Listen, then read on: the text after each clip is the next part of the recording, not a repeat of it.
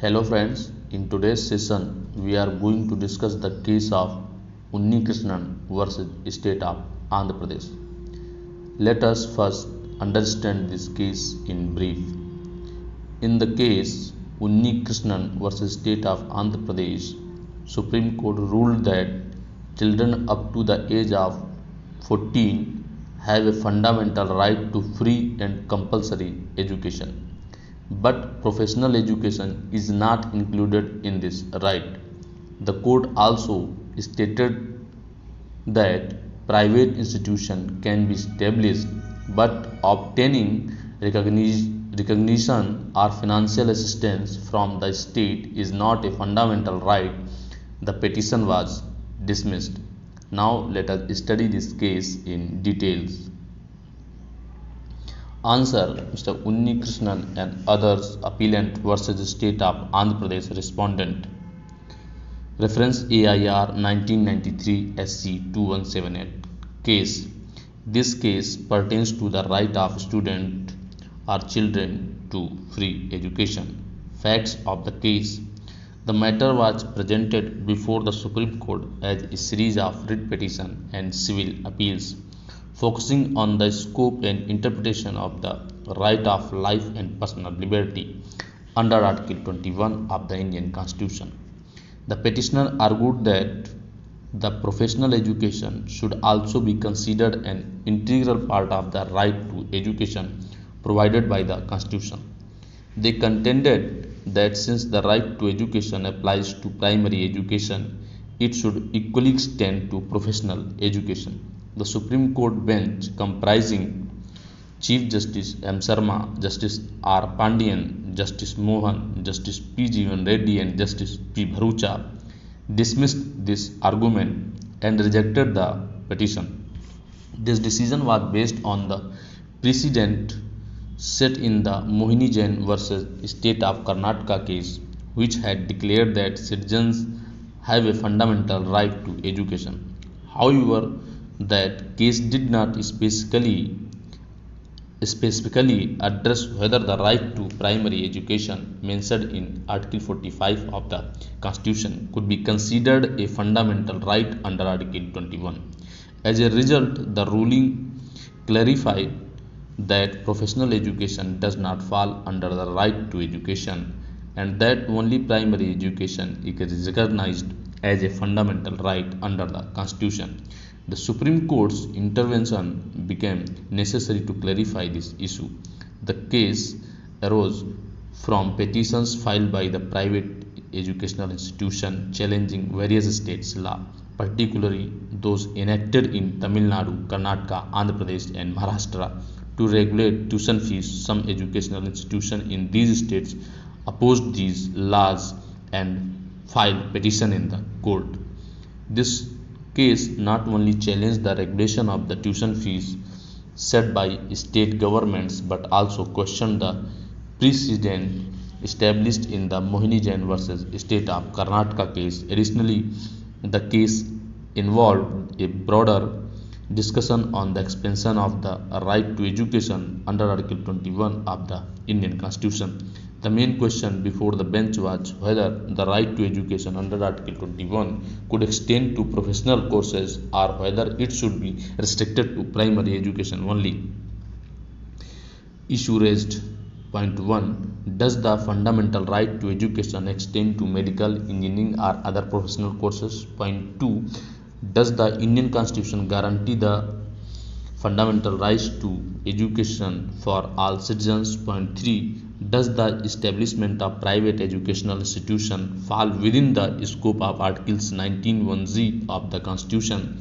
Point 4. Does recognition or affiliation make an educational institution an entity of the state? Arguments of the petitioner. The petitioner, a student, argued that providing education is a mandatory duty of the state, regardless of a citizen's social or economic background. The petitioners primarily based their challenge on the Mohini Jain versus State of Karnataka case, where the scope of the right to education was broadly defined. The petitioner further contended that the state does not have an absolute monopoly over providing education, as this would contradict Article 19(1)(g) of the Indian Constitution, which grants citizens the right to practice a profession, trade, or occupation. Since education can also take the form of a profession, the state cannot exercise complete control over it. The petitioner's legal counsel also argued that his client has the right to establish a self-financed educational institution with the autonomy to collect fees and other charges from students. Arguments of the respondent. The respondents representing the government filed an affidavit explaining the efforts made to implement Article 45. They argued that the state's duty is limited to providing primary education to children up to the age of 14, as Article 45 mandates free and compulsory education only for this age group. Additionally, they pointed out that the cost of providing higher education is extremely high, and if the right to education were extended to include higher education, it would not only be impractical but also financially unsustainable. They emphasized that primary schools have been expanded to ensure easy accessibility for children. The respondents further argued that the large-scale financial mismanagement is possible in the provision of medical education. They also noted that only 2% of the total financial budget is allocated to the health sector and medical education. The government's priority is more focused on developing healthcare services and hospital facilities to benefit citizens on a broader scale. Judgment. After hearing the arguments from both sides, the Supreme Court concluded that every citizen of India has a fundamental right to education as guaranteed by the Constitution under Article 21. However, this right is not absolute and must be defined within the parameters of Article 45 and 41 of the Constitution. The court clarified that every citizen has the right to free education up to the age of 14, but beyond this, their education would depend on the economic capacity and resource availability of the state. The court further stated that while citizens may have the right to establish educational institution, no individual institution or citizen has a fundamental right to receive recognition, affiliation, or financial aid from the state. Recognition and affiliation by the state would only be granted under predetermined conditions and would be governed by a scheme devised under this ruling. No government, university, or other authority would have the power to grant recognition or affiliation without adhering to this scheme. This scheme would set the condition for the recognition and affiliation, and the respective government, university, and authority could impose additional conditions as per their discretion. The court also clarified that if an institution received government aid, it must comply with all rules and conditions imposed by the granting authority as deemed necessary in the public interest. Based on these findings, the Supreme Court dismissed the writ petition filed by the petitioner. Legal principle established. Every citizen of India has a fundamental right to free education under Article 21 of the Indian Constitution. The scope and extent of this right must be determined in light of Article 45 and 41 of the Constitution. It is necessary that a right must be explicitly mentioned in Part 3 of the Constitution to consider a fundamental right.